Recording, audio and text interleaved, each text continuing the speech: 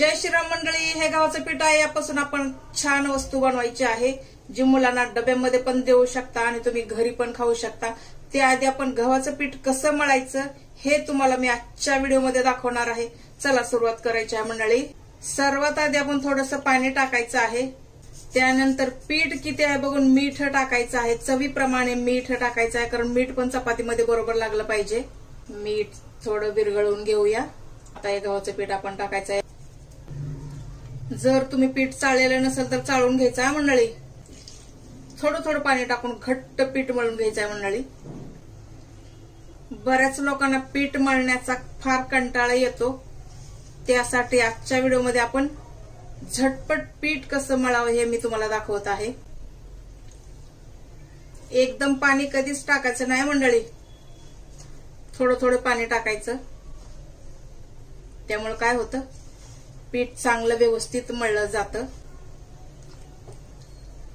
पिठाची क्वांटिटी नाही, आपल्या परिवाराप्रमाणे पीठ घ्यायचं, किती घ्यायचं तेवढं. पण मीठ मात्र चवीप्रमाणे मीठ टाकायचं. कमीत कमी 5-6 मिनिटं तरी द्या, त्यामुळे पीठ छान मळलं जातं. मळल्याच्या नंतर 10 मिनिट ठेवा. जास्त जर ठेवलं तर काय होतं, पीठ पातळ होतं आणि चपात्याचा कलर चेंज होतो. मळताना काय करायचं, हे असं आतमध्ये घ्यायचं. खरी सुगरण तेव्हाच कळते की हे पीठ मळल्याच्या नंतर ताट चकाचक दिसलं पाहिजे.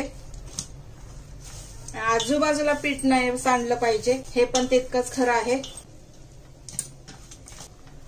बघा, पीठ छान पैकी मळलेलं आहे.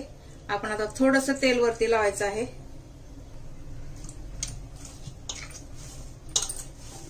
तेल लावून आणखीन थोडं मळू.